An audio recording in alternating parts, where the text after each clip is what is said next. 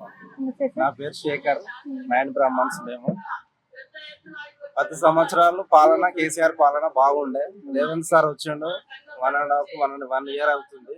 అంతా జీరో ఉన్నది. ఆయన ఇచ్చిన హామీలు ఒకటి కావట్లేదు.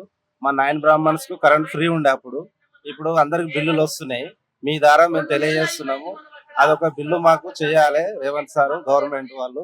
అంటే కులగణన ప్రకారమే తీసుకుంటున్నాము అని అంటున్నారు కదా, మరి కులగణన ప్రకారంలో మీరు పొందిన లాభం ఏమన్నా ఉందా అసలు? కులగణన ప్రకారం అయితే మా బీసీలకు ఏమీ లేదు ఇప్పటి వరకు. 42% బీసీలు ఉన్నాము.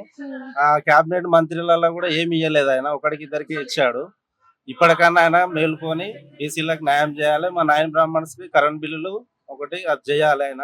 అది కూడా మేము మా ఎమ్మెల్యే ద్వారా అసెంబ్లీ కూడా మేము అంటే ఇప్పుడు కొన్ని చెప్పాలి. పదవులు అనేవి ఖాళీగా ఉన్నాయన్నారు, వాటిని భర్తీ చేయాలి అంటే ఆ పదవులలో ఎవరిని పెడితే బాగుంటుంది అని అనుకుంటున్నారు? అంటే హోమ్ మినిస్ట్రీ కానీ, విద్యాశాఖ కానీ, ఇలా చూసుకుంటూ పోతే బీసీలకి ఇవ్వాలి. ఆయన క్యాబినెట్ దాంట్లో ఇద్దరే ఉన్నారు బీసీలు. 42% బీసీలు ఉన్నారు పబ్లిక్.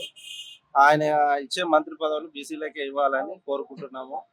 కానీ జీరో గవర్నమెంట్ అయితే జీరో. అంటే హోమ్ మినిస్ట్రీ పేర్ల కోసం అని చెప్పి కొంతమంది పేర్లు వస్తున్నాయి, సీతక్క అని అంటున్నారు. దానిపైన మీ అభిప్రాయం ఏంటి? ఆమెను పెడితే ఏ విధంగా ఉంటుంది?